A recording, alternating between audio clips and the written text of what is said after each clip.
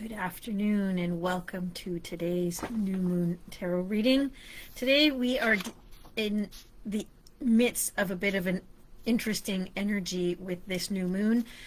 So we'll start with, this is the new moon in Cancer, so it is our July new moon. And Cancer is ruled by the moon, and so that means that it's almost like a double moon energy that's going on here. And so this Cancer moon has its way of bringing feelings to the surface, so it's going to really start to have things come up that might have been hidden, that might have been sitting off to the side, that we're being asked to pay attention to again.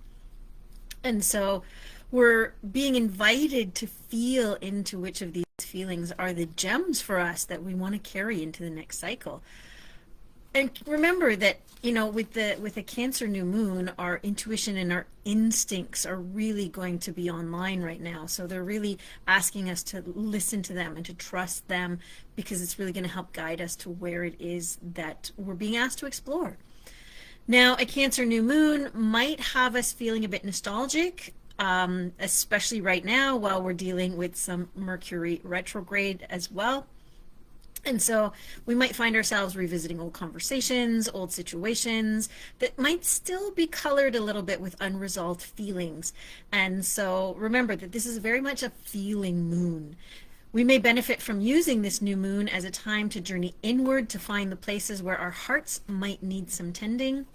And also, one of the reasons why I said this is a very interesting new moon is that we are also dealing with, as I mentioned before, Mercury retrograde, but we also have Saturn and Neptune are also in retrograde right now, which is giving us a whole bunch of inner reflection, but inner workings that are being asked to be focused on right now. And so really what we're being asked is to really tend a little bit to the home of our heart and allow that to be the guide. So with that, let's jump into our new moon reading, and let's see what this new moon in Cancer is calling for us. I'll also say I also had a jumper right from the get-go.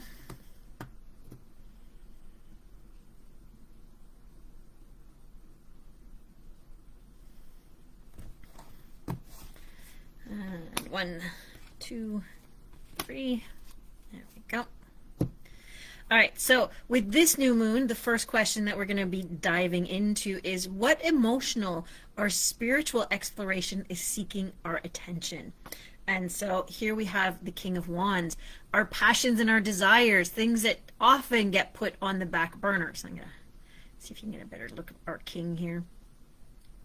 So right now, it's interesting, right? Because this is a very fire card on a very, very watery moon. And so what we're kind of being asked is, where might our emotions be overpowering our passions and our desires and our motivation to get going? Because the thing is when you put water on fire, right, one thing or another is going to happen. It'll either turn into a really nice sauna, or it's going to just turn into a lot of steam.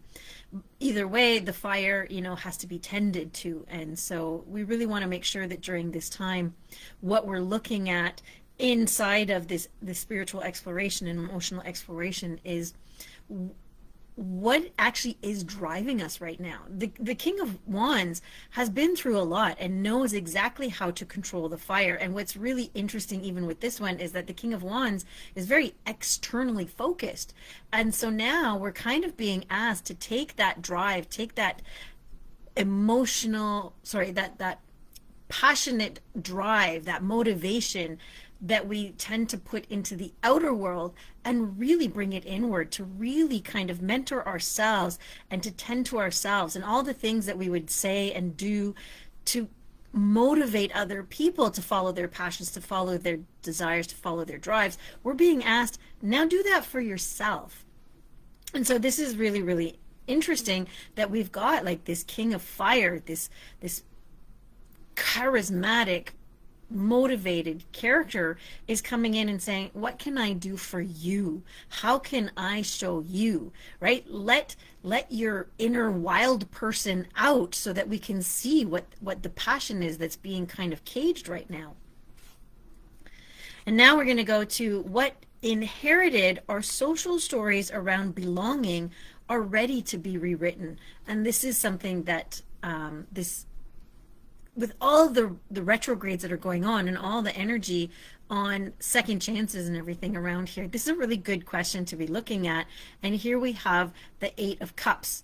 And the Eight of Cups is really a bit of a solitary journeying, right? Where there's some emotional house cleaning that needs to be done. And so to take that time and to move forward in a way that's going to allow us to really trust what's coming. This is really asking, like with these inherited and social stories that we need to rewrite, we need to do this by ourselves. You can't rewrite an inherited story if you're going back to the people that you inherited it from.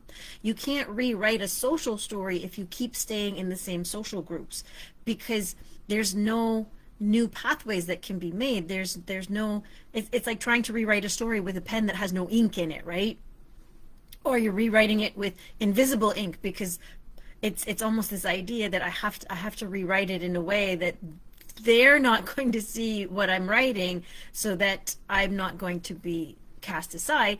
But what we're being asked to do right now is to really start by rewriting them inside, internally. Start to look at what you're ready to rewrite. That's the other thing, is a lot of times you'll hear people talking about, oh, it's time to rewrite your internal stories and to let go of ancestral stories and all of this kind of stuff.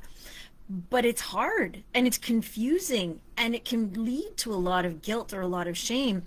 And so what this is asking is, how can you be with yourself, even just in an exploration of what stories are possibly coming up that are ready to be rewritten for you? And I like to think of the idea of like rewriting not as throwing it out, right? So there are, in the stories that we have, whether they're inherited, whether they're societal, whether there are personal experiences, there are grains of truth, right? There are those gems of those stories that we want to keep. And it's about understanding and unwinding and unraveling what has come around them in order for the stories to now be what they are, because they're playing a different role. And it's about going back to that sand in the center of the pearl, right? And saying, okay, so what was the original piece that started this whole process of creating something that the clam can have comfortably within itself? And that might be the process that you're going through, right? Maybe the story isn't something that can be rewritten, but what the story might need is, how can you treat it with compassion? How can you treat it with kindness in a way that's truly yours, so that you can then continue to live within the limitations maybe of the story until you are ready to face it in a different way. And the final question that we have is, where is there potential for a new emotional architecture to be built?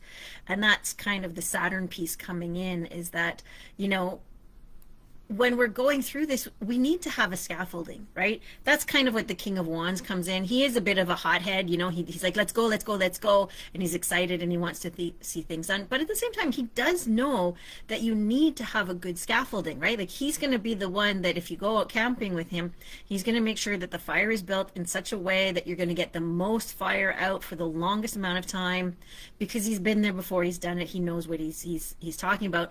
And, you know, like, he understands that the joy comes from not having to tend to the fire every 5 minutes. It comes from being able to have a consistent and sustainable fire that can feed you for a longer period of time.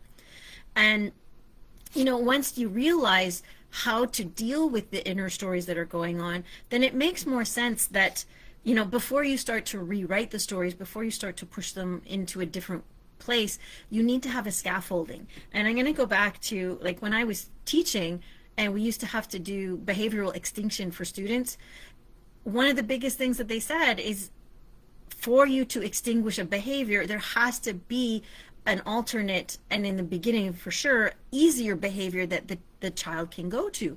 And that's the same thing when you're asking people to rewrite stories. You have to be able to understand that they're going to start by rewriting stories on the template of the story that they already have. And that's what this architecture is about, is how can you identify the template, the structure, what is there to maintain the process as you go through, and for it to kind of take root. It's the beginning. It's not like saying, okay, you're going to rewrite your story and now all of a sudden you're going to have a magnum opus, right? You have these little gems, you have these little bits and pieces that you can, string along together, and the next thing you know, you've got a beautiful necklace, right? So the question we had, as I said, where is there the potential for new emotional architecture to be built? And having the Seven of Cups comes up here is really, really fascinating, because this means that the opportunity is endless for you to create a new architecture within yourself.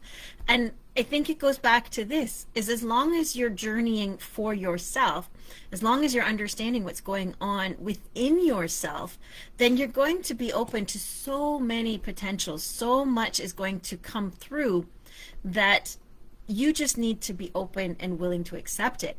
What's beautiful too about the Seven of Cups is these are choices and opportunities that we're being asked to allow ourselves to see and to allow ourselves to choose from. Because I put it that way because a lot of times we don't allow ourselves to do that, and so we put blinders on, and we only see what's directly in front of us. The Seven of Cups here is the universe coming up and saying, hey, I have like 15 different choices for you, 15 different possibilities for you. Stop looking just at the one or the two that your story is telling you that counts. And so I think it's really important for us to, as we're looking at this, really tap into the energy of the King of Wands to be able to understand that there's many, many different ways of doing this. That even though things might seem difficult, there might be some challenges, that right now there is so many opportunities and potential for us, as long as we're willing to do things a little bit differently, to maybe break away from people for a little while, break away from groups for a little while, break away from habits and routines for a little while, and see what else is out there. And as I said, there was a card that flew out even as I was just beginning to shuffle the deck, and we have the Ten of Cups. And so we talk about, building homes of the heart. That is exactly what this card is about. And what it's saying is, like, if that's our goal, that's our intention. And so by following through with the guidance of the cards that we've had, there is truly life-altering kind of potential going on right now, where we can step away from like the consumerism, from the materialism, and really get back to that question of what in my life allows me to feel content and at peace no matter where I am and no matter who I'm with.